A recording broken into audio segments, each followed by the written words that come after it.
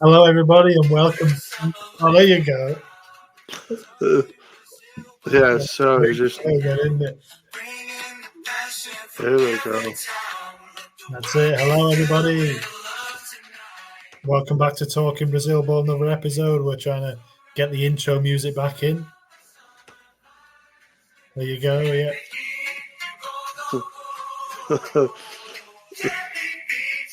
Talking Brazil Ball. Yeah. Welcome, everybody. Welcome back. Everybody's been waiting all week to hear that, I think, haven't they? So, another tune. Well, it's been in my head all week, James. I don't know about you.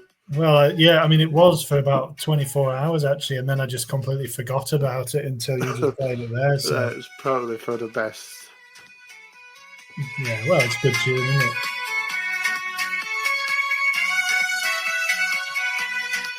Yeah, there you go. Welcome back, everybody. It's been a bit of a funny week this week. We did mention last time that the CBF, the Brazilian Federation of Football, were looking at potentially cancelling the season or postponing the season, and that's exactly what they've done. So, but welcome back. We do have a show for you today. So, George, how did you react to that news? It wasn't completely unprecedented from us, so we had kind of seen it coming a little bit. But what did you think about it when you heard about that?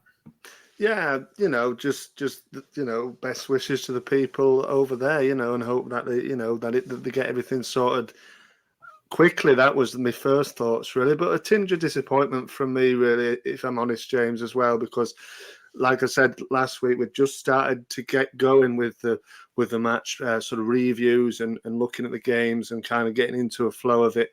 And now it's all stopped for a couple of weeks. So I imagine it'll stop for a couple more weeks. I was reading a report from a couple of days ago, I think, saying that it'd basically take another couple of weeks for the water levels to get down low again. And Rio Grande do Sul's had I think 4 months of rain in about 2 days or something like that. There's still no closer to getting it sorted, I don't think, James, and obviously even more fatalities as well. So yeah, tinge of disappointment for the football to stop, but it's for good reason. And like we said in a couple of weeks ago, for the couple of weeks now, all thoughts are with everybody over there, and hopefully they get it sorted quickly. And football can wait.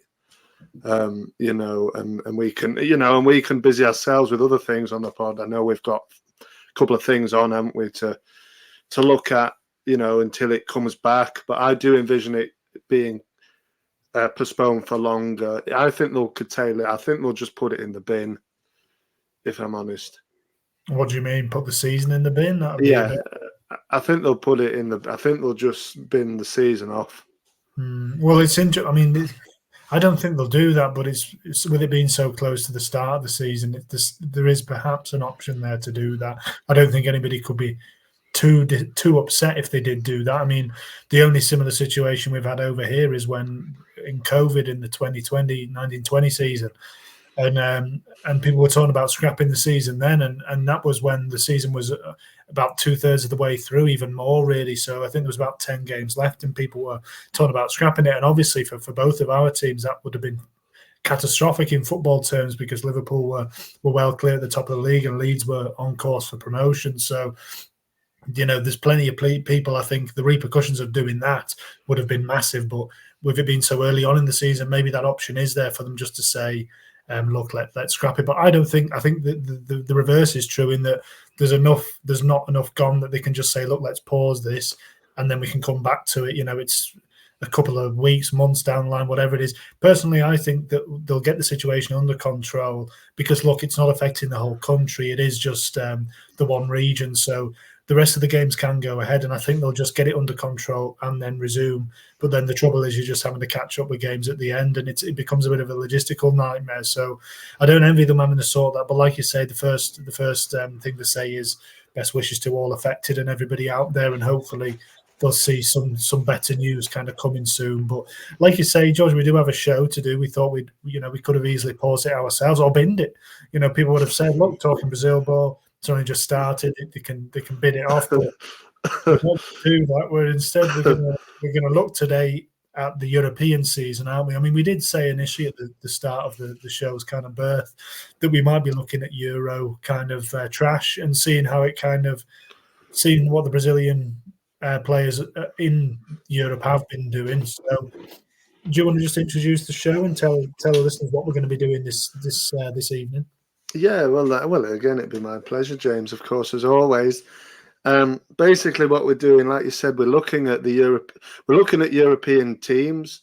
We're looking at the top five European leagues and the Brazilian players within that. So we're looking at the English Premier League, we're looking at the Spanish La Liga, we're looking at the German Bundesliga, the Italian Serie A, and the French League. And what we've done, we've put together our best 11 set of Brazilian players from those leagues, from those top five leagues. And then we've also had a look at 5 players outside of those leagues, but still playing in Europe, players to keep an eye on perhaps, maybe for next season, because they're all playing in Europe still. Obviously, we know the European leagues, most of them have just finished this weekend past or about to finish this weekend coming. So it felt like a good time to do that with the pause in the Brazilian Serie A, to have a look at our best 11 from the top European leagues. Yeah, that's absolutely right. And most of the names, I know that we're trying to target an audience who are like us, trying to learn about the Brazilian game and Brasileirão and that kind of thing. But it's always the part of the reason, the gateway into these teams and players are the players in Europe, those household names that we all know and have known for years. I think it's it'll be a few more names that people will be familiar with, and they can maybe let us know what, if they agree, disagree. I mean, these things are never straightforward. Are they picking an 11 of best players? It's completely subjective. So, well, let's get right into it anyway. We don't want to beat around the bush too much. So obviously, let's start in the most obvious place. Let's start in goal, George. And this is you talk about household names. I mean, there's a few in there, isn't there? I mean, I'll give you the courtesy of going first, if you like. You can reveal your pick as the Brazilian. So it's a Brazilian abroad. It's the Brazilian goalkeeper of the year playing in the top 5 European leagues. Who have you gone for? Yeah, like you said, James. I hope it's not a case of it's a case of Brazilians abroad, isn't it? We've all heard of Brits abroad. Now it's Brazilians abroad. Just a quick facts for you, James. I know before I reveal my goalkeeper, I know you like these stats and stuff. So, we picked over, I think, those 5 top leagues. Any idea how many Brazilian players play in those 5 leagues, James? Well, I mean, you'll have sat there all evening on FOTMOB, won't you, just counting them up? Oh, you're revealing my secrets now, to be there fair, you go. but nothing else to do. Yeah, shout FOTMOB if they want a sponsor, then exactly. Get it in there. I don't know, flipping it, but there's probably about 90 odd teams in that. Probably about 60 odd, 64. You're not that far away, actually, James. But to be fair, we've poured over 86 players. 86, okay. From and this is how it breaks down: 28 in the Premier League. The next most is 21 in Italian Serie A. There's 15 each in La Liga and League and Bundesliga. Only 7 Brazilian players playing the whole of Bundesliga, so there's not many to choose from. Needless to say, none of my players are playing in Bundesliga. But straight, back to the point, back to the question, James. I think this is pretty obvious from my point of view. It's Ederson in goal. I know he's injured and potentially almost, horribly for him. Maybe he might miss Copa America, which kicks off. He is. I think he is. Yeah, has he missed it? So, I mean, that doesn't take... He's been replaced in the squad, yeah. By Bento's in the squad, wasn't he? Anyway? Bento's already in. It's Rafael, who's a Sao Paulo keeper, who's coming. Oh, okay. Oh, that's good, because it's another homegrown player, so that's good. But yeah, I mean, it doesn't take anything away. He was only injured in that game against Spurs, wasn't he, at the very last The second to last game, I think, of the season there. It's just he's won the Premier League again. I think that's 4 in a row for him. I can't remember off the top of my head how long he's played for City, and how many titles he's won. 6. He's won 6. He's won all. How many have they won now? But he's won 6, so he's won all 4 in a row. They've won 8. So so he's won 6 of them. He's been there for some time. And look, to me, I don't think you can look past this fella when you're looking at Brazilian keepers playing, in the top leagues, really, for the achievements that he's got. Champions League last season. I know you'll argue with it, James. Of course you will. But for me, for the neutral, I guess, you can't really look past him. But this season, I think he's the only one to go for me. I think it's an absolutely bizarre claim. That, I mean, okay, I understand picking him, but to say he's a shoo-in is just a bit ridiculous. I mean, he's been injured for a bit of the season as well. He got injured against Liverpool and he was out for a few weeks. He hasn't played the whole season, Edison, and I think he's been okay. He's not done anything amazing. He's been his usual self. He's great with the ball. He's a bit suspect sometimes on everything else, actually, and I think I'm obviously very biased and I'd probably pick him regardless, but I'm going to argue and pick Alisson. And I think it would have been interesting to see if Dorival Jr. would have picked had they both been fit. I suspect it'd have swung my way as well, because you can't get better than Alisson. He's been injured for a little while and he quite hasn't probably hit the heights that he did last year, which I think was his personal best season with Liverpool on an individual level. But he's still been unbelievable. I mean, he made an unreal save from Miguel Almiron earlier on in the season, which was like a volley, point-blank volley, and he somehow gets there and tips it onto the bar. He called it his best save ever, and he's made a few, and that was this season. So, yeah, Edison won the title, but come on, City win the title every year. I don't think that warrants being a shoo-in for our Talking Brazil Ball 11. So I understand the pick. It's often a debate, and usually if you ask two people who's better, Edison or Alisson, one will pick Edison, one will pick Alisson. So it's often the way. And to be fair, yeah, I mean, they're both worthy of being in the 11, I'd say. But yeah, I'd just argue that point that I don't think he's quite as cut and dry as you're making out there. Well, fair enough, James. And like you said, I know you're biased, and why wouldn't you be? You know what I mean? Like you said, Alisson Becker is a fantastic goalkeeper, and it seems like a good bloke as well. To be fair, yeah, and and like I said, I probably would have picked him. It was obviously out of one of them two, but just for the fact, I know it's a bit sort of shallow maybe. But I picked him probably just because he won the league and he has done for some time. But I picked him, but I actually do prefer Alisson as a goalkeeper. But that was the reasons for it. Well, that shows you haven't been biased and you've picked subjectively. So yeah, exactly. I prefer Alisson as a goalkeeper, but I've sort of put my bias aside and said, hey, look, I think he did better this season, but that's just my opinion. Yeah, that's fair enough. Well, we'll agree to disagree, and we're off to a good start there, aren't we? So George has got Edison, I've got Alisson. Let's see who the listeners and the viewers have gone for, and I'm pleased that Alisson is going to be in the Copa America keeper, actually, because he's usually the number one pick for Brazil, but he hasn't always been, and that speaks to the quality of Edison.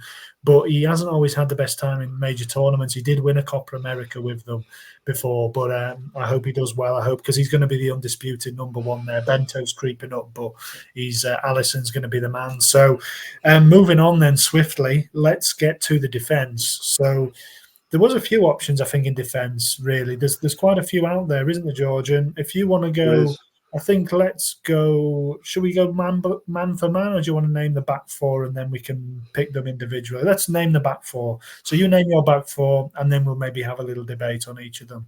If they don't line up. I don't think they do line up, James, if I can remember. No. But one of them, yeah. But look, I mean, a lot of the 86 players, I mean, this might be me talking rubbish as usual, but I think a lot of them are either goalkeepers. There's a few goalkeepers, but there seem to be a lot of defenders, actually, James. So you're right in saying that there seem to be quite a lot. I haven't got the breakdown of positions, to be honest, this time. But the back four for me, going from left to right, is Beraldo at left back, we've got centre-backs of Gabriel and Diego Carlos, and the right-back is Vonderson. Okay, so I've gone for, so what, you start with the left back. That's a bit strange. Don't usually start with the right back going right to left. I mean, I like it being a former left back. I go left to right, me. Yeah, Always when I'm writing it down, I always go left back first, centre backs. Then actually no, I go left back, right back, centre backs. But yeah, I tend to start with the right back. I don't know why. But anyway, so I'll go left to right. We'll do it that way. So my left back is Jan Couto of Girona. Centre backs, Gabriel of Arsenal. So we've matched up with Gabriel. The second centre back, I've gone for Gleison Bremer of Juventus. And at right back, I've gone for Bremer's teammate, Danilo, the Juventus captain. So let's start with the one that we do agree on there, George, because I think he's quite indisputable, to be quite honest. Gabriel Magalhaes of Arsenal, why did you go for him? I mean, it is relatively straightforward, but do you just want to give a word on Gabriel? Yeah, I mean, like you said, James, relatively straightforward. Arsenal, again, I know they choked at the very last, and only, I think it was 4 points they lost it by in the end, wasn't it, to City? But 2 points, was it? 2 in the end. I thought you were swearing at me then. After your Edison comment, you feel a bit sore that Arsenal lost the title, do you? I don't why would know. I be sore about that? Well, no, I mean, I know not at all, but yeah, no. Look, he's probably one of the best in the Premier League. To be fair, at this point, he's still pretty young, isn't he? I think he's in his early 20s, isn't he? So 26, I think. Oh, is he 20s? I thought he was younger than that, to be honest. But he seems to have been about at Arsenal for some time, doesn't he? So, yeah. Look, I don't think this was any. There was no doubt in my mind, to be fair, that you know that he was gonna get it. To be honest with you, he's, like I said, he's one of the best. I've seen a lot of people online saying, "Oh, who would you rather have, Gabriel or Van Dijk?" And he's in those sort of conversations. But I think a lot of people obviously would say Van Dijk, but you know, he's in it. I think the only people who wouldn't are probably Arsenal fans, because I know that you come across Arsenal fans online and they will make you believe that Gabriel is, you know, the second coming of Baresi or Cannavaro or one of these kind of characters, you know, Maldini type super defender. And I think he's a good defender, but I think he also benefits from the fact that he's got a very good defensive setup around him. He's also got a great partner in William Saliba. So yeah, he and Saliba, I mean, Saliba didn't miss a minute. Gabriel, I think, missed 2 games, and they had the best defense in the Premier League. I think 20 goals conceded, perhaps. I might be wrong in that, but they were definitely the best defence in the Premier League, and that was largely down to those two playing together week in, week out. And it'll be interesting to see again with the Copa America, because he hasn't been a regular in Brazil's starting 11 at all. I think he's only got 6 caps. So after the season he's had, you know, taking Arsenal so close, being so solid, and like you say, he has deservedly put himself in those conversations with Van Dijk. Again, I don't think I am being biased in saying that Van Dijk, I think, is still quite. He's got quite a long way to go to be at that standard as an individual defender. But as part of a collective, he's done a good job, and he chips in with a few goals as well. So I saw one Arsenal saying that the reason they basically lost the league was, I think they lost at home to Fulham, or they might have drawn. I think it was that they dropped points at home to Fulham, and they were saying basically if Gabriel, I think Gabriel missed that game. If he'd have been fit or not suspended or whatever it was, they would have won the league. Basically, they would have won that game and they'd have got the points needed. So he's that important to Arsenal, and we'll see if he's that important to Dorival Jr. Well, that's exactly right, James. Yeah, and like you said, he weighed in with a few goals, 4 goals. You were right. Arsenal did get the best defence in the league, 29 goals conceded. Yeah. City were the next with, I think, 34. So, you know, even better than City's, which is no mean feat. Obviously, like you said, they were so close in the end to winning the thing. You know, like you said, 2 points. You know, ifs, buts, and maybes. You know, but look, they were close. I imagine they'll be close again. But like you said, it'd be interesting to see how he does in the Copa America, because, like you said, he's only got 6 caps for his country, and really sort of almost sort of a coming of age sort of thing for Gabriel this season. And I couldn't really argue with any other defender. Obviously, you've got a choice of 2 centre backs, but yeah, I mean, for me, yeah, again, Well, there's a No, couple to go with in terms of a partner, and we have differed on that one. So, who was it you went for, George? I went for Diego Carlos of Aston Villa. Of So it is course, yeah. it's an all Premier League centre back pairing for my Brazilian side. Yeah, Diego Carlos for me. Again, I think it was mainly sort of after the season that Villa had. Obviously, Champions League football, which is unbelievable, to be honest with you. You wouldn't have thought that at the start of the season by any stretch. He's had a decent season in all, really. 27 games, he started 20 of them. I think he's had odd injury problems in there as well. But again, he sort of struggled. He struggled to get any sort of game time last season. He had a really bad injury, didn't he, towards the start of it, which kept him out for the whole season, basically, from then on. But this time he's had a really good go at it. Obviously, he's quite an old player now, but I just thought, yeah, he's done all right. And Villa have been really, really solid. And he's not in the squad, obviously, is he, the Brazilian squad? But, maybe he was in the conversations. Who knows? I think he would have been. Yeah, I mean, they do have a decent number of centre backs, and I think that's highlighted in the fact that Gabriel has 6 caps, and the chap I've picked, I think Carlos has only got 1 cap, and the chap I've picked, Gleison Bremer of Juventus, has only got 4, and he's 27 now, Bremer, so he's not a young player, but he's, I think, been a very solid performer for Juve. Juve haven't had the best season in Serie A. They are 4th, but they've got a decent defensive record. They've just won the Coppa Italia. Kept a clean sheet in the final. Bremer was part of that.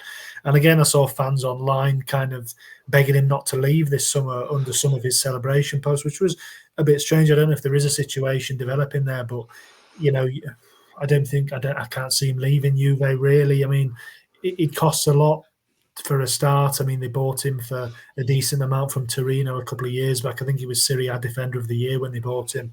So he's one who's been kind of burgeoning for a little while, and I think Juventus's poor kind of couple of seasons haven't helped him in terms of reputation. But I like Bremer. I think he's a really good defender, and I think it looks like, Militao's back fit. So if Militao had still been injured, it would have been interesting to see the centre-back partnership. But I think it'll be Militao and probably one more. I mean, Militao would have probably been in there this year, but he had an ACL at the start of the season. So, 3 good centre-backs there, 3 good choices, I think. Diego Carlos probably unlucky not to get his call up. I think if he'd have played a little bit more, maybe he would have got there. But anyway, let's not linger too long, because we do have full-backs to get through. And George, you want to introduce your left full-back again?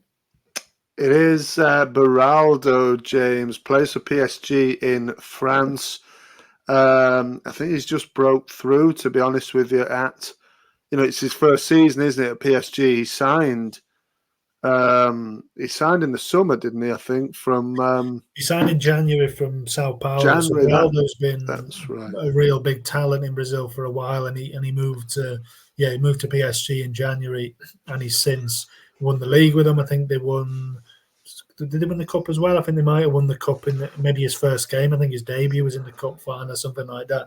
So he's more of a centre back, really, Beraldo as well. But yeah, he's been playing left back. Well, this is it. I like you said, they've got a sort of quite an amount of riches at centre back. So I thought I'll put him left back. He can play left back, Beraldo. Only 20 years old. Like you said, he signed in January for Lucas Beraldo from Sao Paulo. 13 matches in Liga, 1 goal as well. He's in the squad, I think, for the Copa America, isn't he? So, like I said, big hopes for him. Big move for him in January to PSG. And he's featured quite heavily for a 20-year-old. I know they do like to blood the young players in at PSG quite quickly, and some of them don't make it, obviously. But there's big hopes for him, and let's see what he can do with a full season under his belt next season, a Copa America under his belt as well. Who knows? Brazil, got to be in the conversations to win it, haven't they? Really, you would have thought.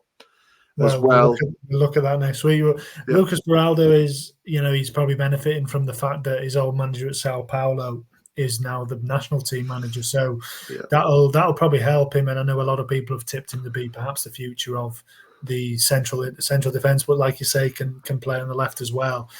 So yeah, a very interesting prospect. I'd wager him having a very strong season next year with PSG as well.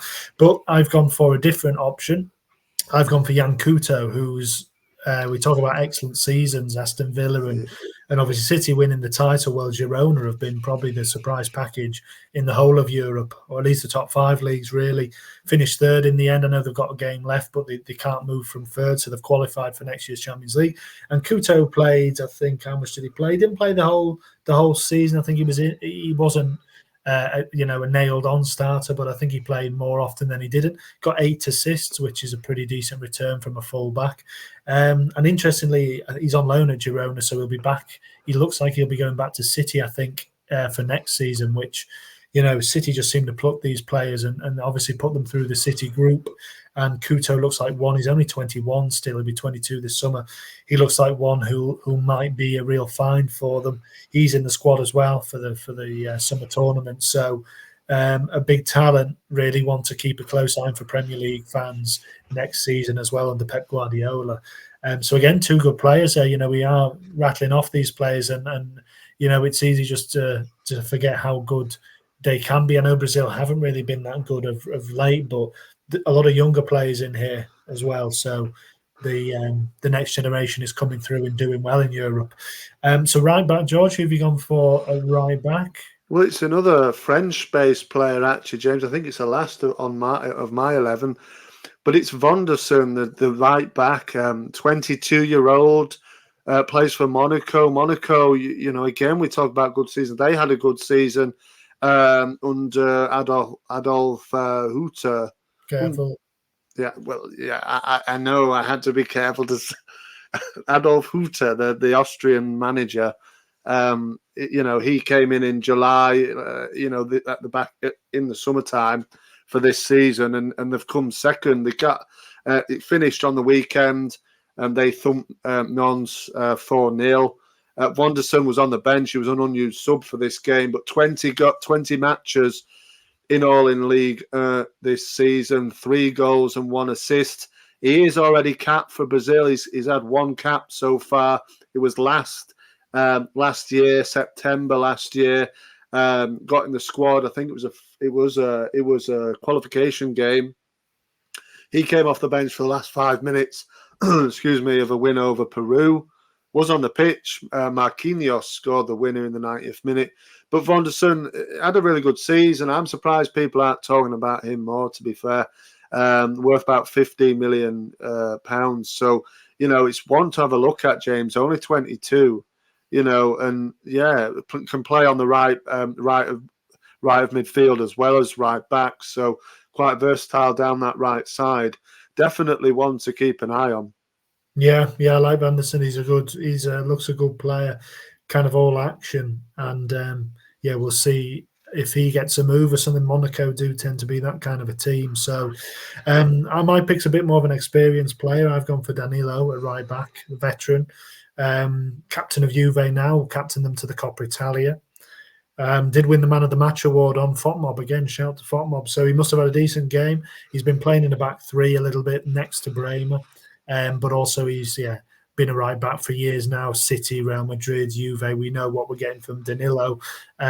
So another good season under his belt. And Juventus, like I say, not especially noteworthy season for them, but a cup win, and they'll be in the Champions League again next year. So that was my pick. And moving on to midfield, George. I mean, this is where things get a little bit dicey, really. I mean, we think about Brazil. You think about the forwards, Hoga Benito, but you do think about those kind of midfielders as well, silky midfielders, and they do have a nice blend often of silk and steel with a few kind of tricky players and then a couple who kind of, leave you with cuts all over your shins and stuff. So, but there's a bit of a dearth, I would say, at the moment, and that's kind of, seen by the squad, I think, for Copa America. But there are a couple who've done well, and we should mention. So, do you just want to run through have you gone for what formation have you gone for first of all? I've gone 4-2-3-1, James. I've just kept it quite, sort of people like that formation at the moment, don't they? And that's what I've kind of gone for. 4-2-3-1. I think it's pretty standard really of the day. So Really. who's your two then? Who are your two holders? So my two holders are Douglas Luiz of Aston Villa. It's another All Premier League midfield. The second one is Bruno Guimaraes from Newcastle United, of course. They're the two. They're my two, James. Yeah, and we're going to agree again. We've got two of the same players in there. I've gone slightly different. I've gone for your Jurgen Klopp 4-3-3, with a holder being a holder being Douglas Luiz. Sitting deep, had a good season, and then Bruno Guimaraes on one side. And before I just reveal the third player who I've gone for in there, just a word on Douglas Luiz. I mean, he's had a great season. You talk about Villa overachieving, and he's been right at the heart of that. 9 Premier League goals. I mean, a few of them were penalties, but that's a good return for any midfielder, especially a more defensive, slightly minded one. 5 assists. He's played most of the games. I think 35 games, and he has worked his way back in the Brazil squad. So. He's been at Villa for a while now, and he's been linked and flirted with moves to all sorts of teams. Arsenal, I think, being the main one. But he's stuck at it at Villa, and he's got his rewards with Champions League football. Well, yeah, exactly, James. I mean, like you said, people have got, Arsenal big admirers of Luiz, haven't they? And you're thinking, why aren't you going there? Why aren't you going there? But now they've got Champions League football themselves. Been there since 2019. He's been there for a bit now. Came from Girona, like you said, in the Copa America side now. He's worked his way back into that. He's quite a tough tackling player, isn't he, Douglas Luiz? I really like him, actually. He's worth quite a lot of money now, and somebody's going to have to pay really big money if they're going to take him away from Villa, especially with Champions League football, although I don't envision they'll get anywhere near that next time. Well, but yeah, he would do. I mean, I know his contract was running out a year or two ago, and he was linked with a kind of a freebie move. I know when Liverpool was scrabbling about in summer 2022 for a midfield signing on deadline day, and Douglas Luiz was one who was in the mix, and we ended up getting Arthur, another Brazilian, of course, on loan, and that was a disaster. But Douglas Luiz was linked, and everybody was a bit like, "Oh, flipping out, Douglas Luiz," but. He's really stepped up from then. He's still, I think, only 25. He's not an old player, so he's kind of he's proven those kind of predictions wrong. I don't think he was getting anywhere under Stevie Gerrard, but Emery's come in and really got the best out of him. Another one. To be fair, James, I don't think any of them were getting anywhere under Steven Gerrard. Unfortunately true. Yeah, it is unfortunately true. Douglas Luiz sits in there, and the next, so Bruno Guimaraes is another player that we've agreed on. So we've gone for 3 same picks here, and I think this one is quite easy to go for as well. Actually, he's been really good for Newcastle, and they've had a less good season than last year, but still a good season, a kind of solid season on the back of coming fourth. I think they came 7th in the end, which wasn't terrible. They might still get European football depending on Man United. So, why have you gone for Bruno? Well, I like him, you know what I mean, James, and I think he scores goals. He can, he gets back and defends as well. He can score from, he's got a long range shot on him as well. He's a bit of a what house as well at times. So he's got that. So he's got that to his game as well, which when he's on your team, as we know well enough, you really enjoy them sort of players, don't you? So yeah, I really like him, to be fair. Like you said, themselves, Newcastle haven't really had the best of seasons after the high of last season, but it's a solid enough season.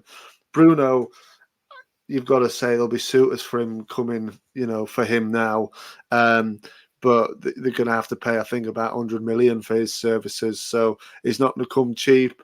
Again, he's not an old player as such. So yeah, look, he's integral to Newcastle's, what they do. Scores, a good amount of goals, and yeah, I think if he goes, you've got to think where they're going to get a player like that from again. Yeah, 7 goals, 8 assists in the Premier League this season, which again, for a slightly more defensive-minded player, is really quite good.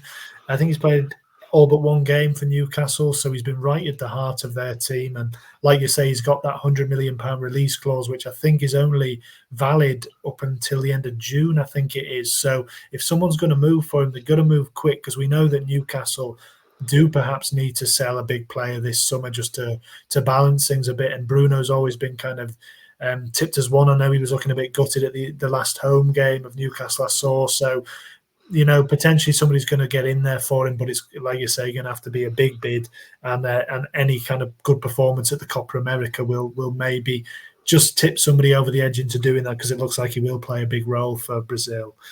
So my last midfielder, like I say, I've gone for three.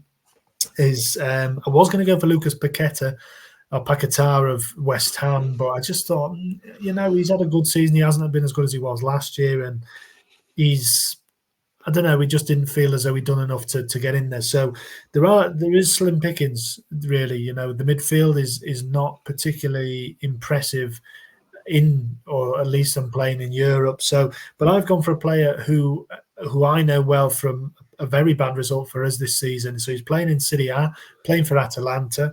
It's 24-year-old midfielder Ederson. So you've got one Ederson in your team, George. I've got another Ederson in mine. I swapped him out last minute just because I thought, I liked Ederson. I'd forgotten about him actually, but all round kind of midfielder, big, strong, can do a bit of everything. 6 goals this season for Atalanta. Looks like he's kind of really found his feet there, and looks like a move could be happening for him as well, potentially this summer. And he has actually just been brought into the Copa America squad as well. I think there was they increased the squad from 23 to 26. So there was 3 plus the swap for Ederson, the goalkeeper. So he's in the squad now, and looking to make his mark. So he's perhaps one a little bit under the radar, but one who I think might come to the Premier League, if not this summer, then perhaps next year. Fair enough, James. I did see him. I've watched one or two at Atlanta as well, and they're impressive, aren't they? They're on a really good run of form. Obviously, got the Europa League final coming up. I think it's tomorrow as of recording, actually. So and he's been in there doing good bits, hasn't he, for them? So that's fair enough. And also De Ketelaere has been hammering in the goals as well, hasn't he, for them? But that fair enough. Yeah, that's a good little midfield you've got there, actually, James. In that, Andy, quite workmanlike, but will get a few goals as well. And Ederson obviously lost the Coppa Italia final to Juve last week, and like you say, will be in the Europa League final. Hopefully, somebody can finally put an end to Leverkusen's run, but that's another story. So attack, George. So you've gone for 4 then. So who are your 4? Yeah. So and the one slightly behind. Yeah, so obviously I've gone with the 2 wide men, the man, as a number 10, if you like, just behind the striker. So the front 4, going from left to right, is Rodrigo of Real Madrid. We've got Savio of Girona playing in the middle as a 10. We've got, now, he hasn't had the best season, but it's my man Rafinha on the right, and then Vinicius Junior as the striker. Yeah, not bad. So we've got 2 of the same in there. So I've gone for, like I say, a 4-3-3. So we've got left footer we've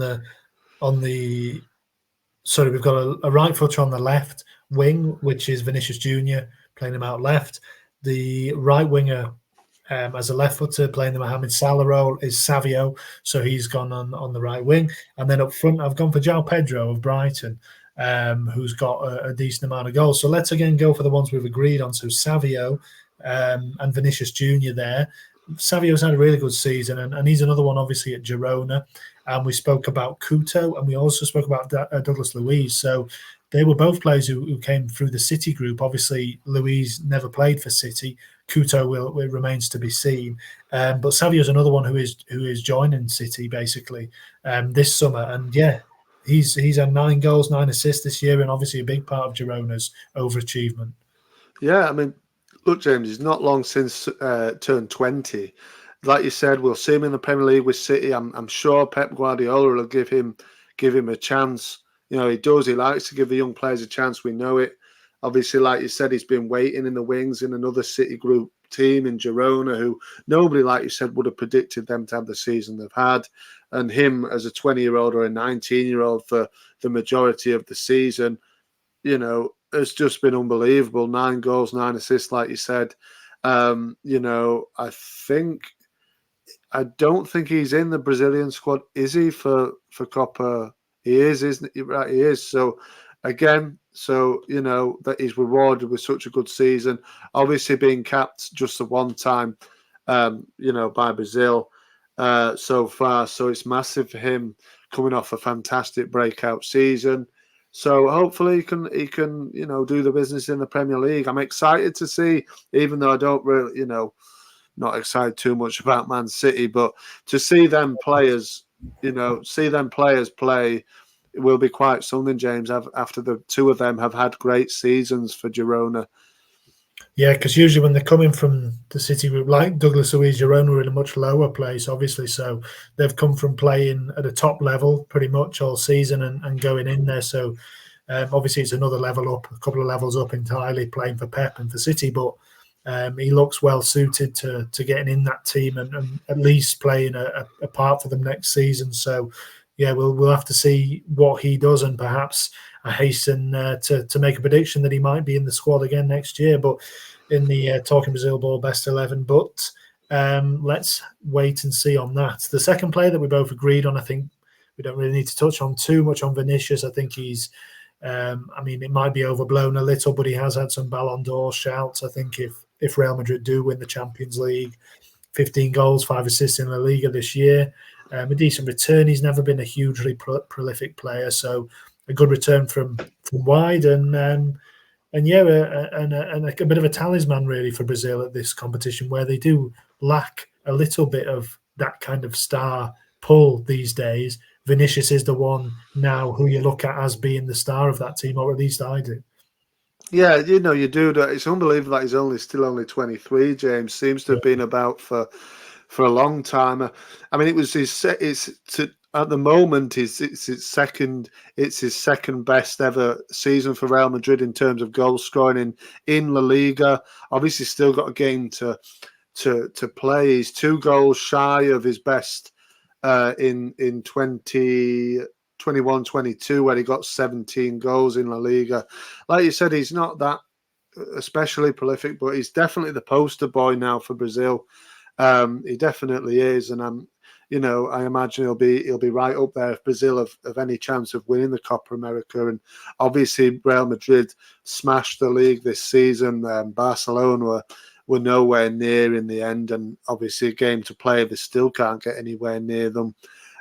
So yeah, Vinicius, and obviously Champions League could still end the season with the Champions League. So yeah, spot on. He had to go in there. Definitely, yeah. So you went for, obviously, that's Savio, you went for Vinicius up top. So the 2 wingers you went for, I know you'd like to speak briefly about your man, Rafinha. You say he didn't have a good season. I think he did have a good season. I think he has had a decent season. He's certainly kicked on, I think, from last year. He's come up big in a couple of moments for Barca. But I have seen that they might be still happy to let him go. But you can't read too much into that with Barca. They're a bit of a basket case. Yeah, I don't think he's. I think I've read reports as well, James, that Rafinha is quite disposable to Barcelona, really, and I don't think he starts that many games. If you look at it, 28 matches he's played, he's only started 17 of them. So he's tends to come off the bench. 6 goals and 9 assists he's got. So, but like I said, he does come up with big moments and big goals, and we saw him a couple of weeks ago where he lifted his shirt up. Obviously, he's from Rio Grande do Sul, isn't he? So he lifted his shirt up and sort of pray for them. You know what I love him. I think he's great. Obviously, former Leeds. He did fabulous things for us, and I will follow his career with great with great interest. Really, although he's 27 now, he's not a young player, but yeah, he's probably my favourite player for Leeds of recent times. In that is definitely for sure. So yeah, and he's in the squad as well, I think.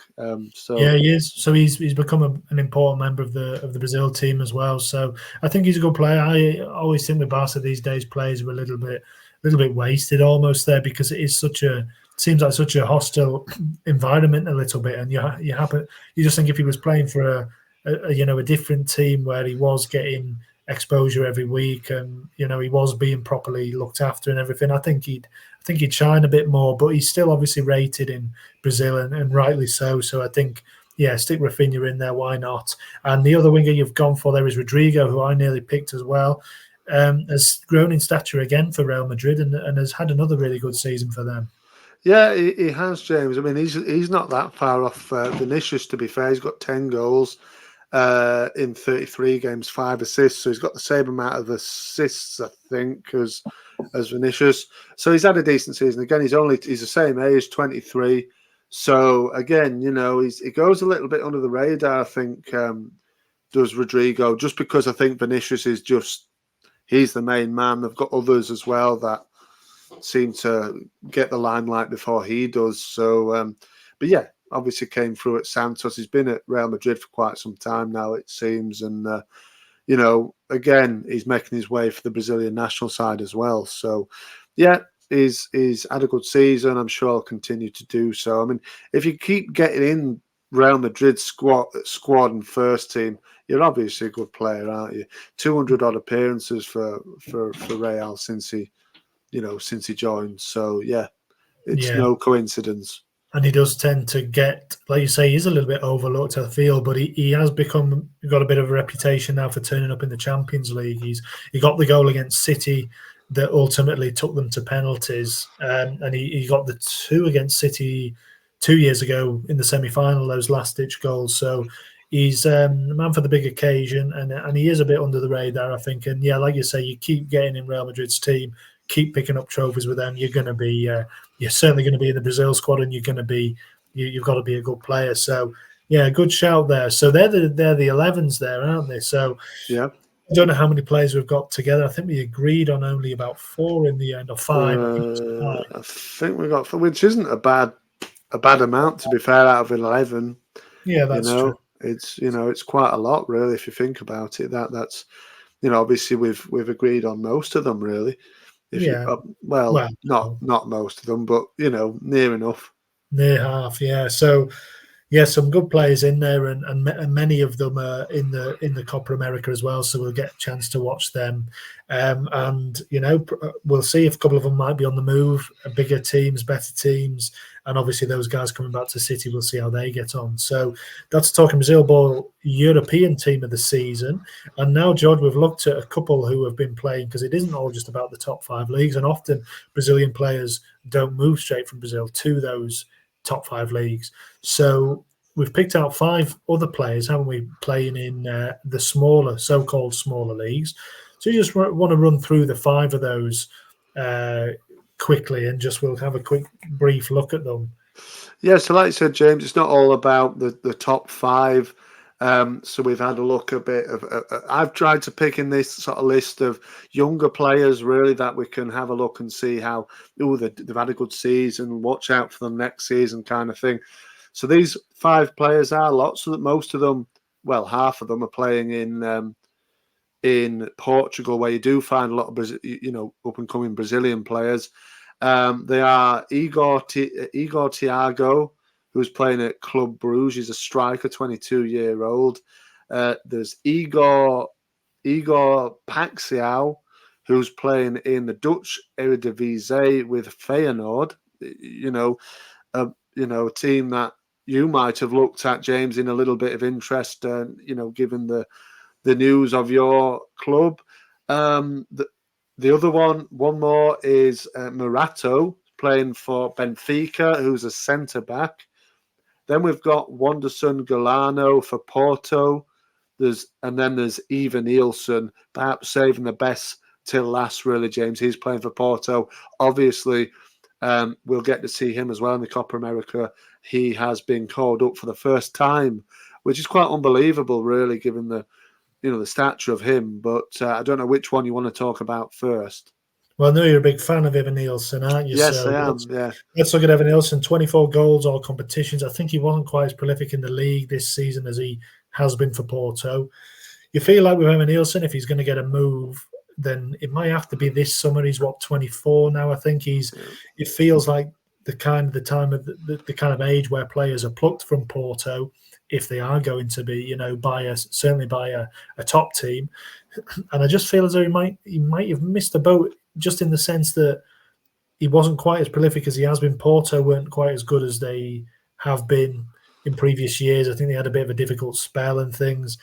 So I just think he might have just kind of missed that really. But nevertheless, he's obviously been a consistent goal scorer for them, and he more than deserves that call up, I think. But yeah, I know you like him. So what would you like to say about him, Evan Nielsen? Yeah, just I signed him on FIFA, James, for Leeds, and I think ever since then, I don't know how many he scored bags and bags of goals for me on the game, but I just like him. I think he's good. He's strong. He's a bit of a target man at times. And you said that Porto haven't had a good season. They finished in third. Um, Wow. he's only got one. He's only got one goal off his best ever, though. To be fair, Oh, is he? Oh, fair enough. yeah. So he got 14. His best ever goal scoring campaign in the league was 14 goals in 2021 season. Sorry, 21-22 season. He's got 13 in the league. I think they've finished the Portuguese Yeah. league. Yeah, Well, yeah, they have. So they finished in third, which is still Champions League. Sorry, it's Europa League. So they're not even in the Champions League next season. But whoa, well, that must be the first time in years, I think, that Porto haven't been in the Champions League then. Are you sure it's not the Champions League yeah, qualifying years? Because no, Porto have a mad record of always qualifying for the, the the last being of the it's Champions League. it's the first time in 8 years or first Is time that in right? 9 years that they haven't Okay. qualified. Third will only get you. Third will only get your Europa League. There's only one spot that is guaranteed, and that's first, and that was Sporting Lisbon, and Benfica gets second. That's qualification for the Champions League. So yeah, they're in the Europa League next season. So yeah, first time in 9 years I haven't qualified for Champions League. So yeah, it is. It's a disappointing season. He's still got quite a lot of goals though. So we've got another guy on the list from Porto as well, of course. So yeah, look, they haven't had the best season, but those two lads, collectively have had a decent sort of season for themselves. I agree. I think even Nielsen was linked with Man United, I think, a couple of years ago, or maybe it was last season. But he needs to make the move now, really. And I think he will. I think if he Mm. performs in the Copa America, if he gets the opportunity, he might not get an opportunity, but if he does, he needs to score at least a couple of goals and, make himself in the shop window, put himself in there. Premier League teams, I'm not sure how much they'll have to pay for him, but I think it'll probably be about 50 million, maybe, might get you Well, him. they'll probably have a release clause. I mean, they tend to in Portugal, and they do tend to stick with them. But you never know. A team like your team, Leeds, coming up, he might be one of those who just kind of you don't see really coming, and he turns up and signs for a bit of a lower down team, and but ends up doing well. So we'll see. But the other chap you Well, spoke about, if we go up, James, we're well, I was going still to say, going to did I say not that. say if? Well, I okay, if don't you know, go, but yeah, but we don't want to, we don't want preempt to it jinx. too much. Well, he's not coming to the championship. Put it that way. Well, I mean, it'd get us straight up the league, wouldn't it? Straight into first place and You never know. Well, 24, 20, 25, 26. Yeah. so the other guy from Porto is Wenderson Galeno, and he Yep. he was the man for Porto for a little while around the kind of the new year. I know he scored a brilliant goal against Arsenal to win them the game at the Dragao late on, and he seemed to be the informed player in that league around that time. And he got a Brazil call up then too. He's not in the squad for the Copa America. Actually, I think his form dipped a little bit, and he didn't quite kick on from the kind of the basis he'd made for himself. But again, he looks. I mean, he's a good player, Wenderson. I liked him for a couple of years. He's tricky. He goes at people, can beat a man. He's a classic kind of winger, really. And yeah, he had a good season, deservedly on this kind of list. Yeah, no, I think so. And like I said, it was amazing, really. I mean, it shows the quality of his nation, really. That he only just got a call up in March, didn't he? played the last few minutes in a friendly against Spain. He was on the bench in that game they beat England at Wembley. So yeah, he's had a decent kind of little goal scoring season for himself. But again, maybe that can be enough to send him to Europe. To send him into a top European side or a top league in Europe. Maybe I don't know, because he's sort of knocked around Portugal for quite a while now. Hasn't really got anything past. Well, he's played for Porto for ages. Had a couple of loan spells. Then to Braga, then back to Porto. So maybe he can get a move into sort of, like you said, maybe it's the Premier League or La Liga or something, because the Portuguese league is really good, but it's not in the public eye, is it really so much? And it's a bit. For Brazilian players especially, it's a really good gateway. So it gives you that kind of cultural similarities. Language is the same or very similar anyway, and it gives you that platform. And big clubs are watching Portugal. We know that Liverpool they've picked up a couple of players from the Portuguese leagues, straight direct from Portugal, and so it does happen, and it's a good gateway. Morato is the other one you picked, isn't he? Kind of Benfica player. I don't think he was anything too much to shout about, but maybe a young player with somebody to keep a close eye on. Well, yeah, again, he's only 22, so yeah, I mean, 21 matches for Benfica this season. They finished second. They finished 10 points. I mean, Sporting Lisbon bossed it, really. They finished 10 points behind them in the end. But yeah, Morato, maybe, one to watch. I think one, definitely to keep an eye on. Again, could be, like you said, talk about the gateway. It could be another opportunity for him. Again, played for Benfica for a long time. Came through at Sao Paulo, but never played for them. Has played in the first team at Benfica since the end of 2019. He's pushing 100 games already, and he's only 22 for Benfica. I think also in there is, his Champions League. So he's played Champions League. So good experience at a young age. Like I said, maybe one to watch, definitely. Yeah, for sure. And so, like you said, Feyenoord have had a good season again under Arne Slot, and Igor Pacho did well, 12 goals for them. Former Corinthians player, former Curitiba player. Only 23, a good record, but we are running a bit out of time. So I think we'd rather touch on Igor, who we'll be seeing in the Premier League next year, because he's been a beast this season, really. 29 goals for Club Brugge. Former Cruzeiro striker, and on his way to Brentford, who have kind of been quite smart and got a deal done for him, I think, in January to bring him in the summer. And he looks a real quality player for fans of the Brazilian national team to keep a close eye on, I would say. Yeah, he's absolutely smashed it in the Jupiler League. We have bad memories, I think, James, of that particular drink. But he'll have fond memories of that league. He scored plenty of goals. Like I said, came from Cruzeiro. A bit of an interesting sort of story, really. He's only 22. Used to work as a builder to bring a bit of money in for his family after his father passed away, sadly for him. But it's a massive fee. It's over 30 million pounds that Brentford have paid. It's a little bit, probably they reckon he's coming in as a replacement maybe for Ivan Toney, who is probably going to go, isn't he, this summer, you would have thought. Maybe. And he's a bit hit and miss. Maybe he's a bit of an unknown quantity in the Premier League.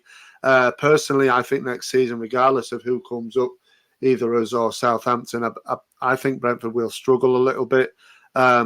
He's got to be pivotal to goals. He's got to get straight in and start scoring goals, particularly if Toney goes. But yeah, interested to see how he does. And only 22 could forge his way into the Brazilian squad if he does well in the Premier League, because that's the ultimate aim, isn't it, for even Brazilian players? Definitely, you would have said. Yeah, I think, but a lot will depend on him. It's a big ask if Toney does go. I mean, I'm not convinced Toney will go just because of the fee that they're going to want for him, Brentford. But if he does, and Igor is going to be that man to try and get the goals, and it's not easy coming from a so-called well, it is a lesser league really in Belgium, like I say, Jupiler. We've had a few too many Jupilers in our time, I think, haven't we? But Yeah. coming from there, we know how difficult it is when you're full of Jupiler and you're trying to get goals. Oh So yeah, yeah, that would be impossible, really. but he's managed 29, and he's looking like I wouldn't be surprised if Brentford fans are really excited by that signing because of the way he looks as a player, all action and big and strong and fast. So hopefully he does well. I like to see players come from those kind of leagues and take off. And if he does, Brentford don't get much wrong in terms of scouting and that kind of thing. They're a clever club in that way. And if Frank does stay, which isn't a certainty as well, then I'm sure have a plan for him and he'll get him going well. So there are 5 kind of outsider shots, and again players who may be on the move this summer. One of them, of course, Igor, we know is. A few more maybe. I was going to ask you to pick a wild card, George, but we are going a little over time. So instead, I think we'll leave the wild cards for the imagination because they weren't that wild, I don't think. I think mine was wild. I think really, but well, yours was a bit too wild, I think, wasn't it? Maybe, but I don't know. You could understand possibly why. Go on, tell us then. Just tell us quickly. Just in 10 seconds, tell us. I picked a lad called Caio as the wild card, 20-year-old playing for Vitória de Guimarães on loan. Obviously, that's a Portuguese side. On loan from Curitiba, and he's going back to Curitiba to play in Serie B if it continues. For this, for this season, basically. So I just thought he's a Brazilian under-20 international, under-23 international, 5 caps for them. 12 games for Guimarães in the Portuguese league. They finished in 5th position. I just thought, why not? 20-year-old coming back to Brazil. I thought maybe we could have a look at him. We might have a look at him as in future seasons, should I say? Sorry. So I just thought, just pinpoint him now. He plays as a striker, of course, but no goals for Guimarães. Yeah, still waiting for those goals for Caio, but you heard it here first. Caio, keep an eye on him. That's George's wildcard pick for the European season, and that's a wrap on that one, George. So I think we've done well there to cover a game week. We know that the games are going to be definitely cancelled next week, and like you say, we may have to plan for future episodes as well. Next week, given that it's coming into the summer, we are going to do a Copa America special, so we're going to look at the squad, and again, some of the players we've looked at today will feature again, and then we'll just look ahead and see what maybe pick our Brazilian 11s and kind of have a look into the tournament there. So that will be something to look forward to, won't it, George? Yeah, definitely, Jamie. And I thought that if it continues and the season does get postponed further, we could look at an in-depth look at the Copa America, not just the Brazilian team, the Brazilian squad, the other teams that they're going to face as well, other countries are going to face if it becomes that the season is postponed, because that's coming up, the Copa America now. I think it's only a matter of 3 weeks away or something like that, maybe. So it's not that far away now. So if the season does get curtailed or postponed for longer, perhaps that's something. I know there's calls as well for watch-alongs, perhaps as well, if the time allows, and the timings are not like 2 a.m. or something like that. If the time is right. Well, we'll see about that. Put a rain check on that for the time being. Hopefully things do come back to normal, and we'll be back with you very soon looking at the Brasileirão and the goings on in there. But for now, it's time to say goodbye for another week. Josh, have you got your Talking Brazil Ball theme song queued up? Yes. Oh, wow. Listen to that. Thanks for listening, everybody. Enjoy your week. There's no football really this week, or very little of it. There is a bit, I think, is still going on around Europe, but whatever you're doing, have a good week and get your research done on the Copa America, and we'll see you next week. See you next week. Adios. Adios. Turn that music off.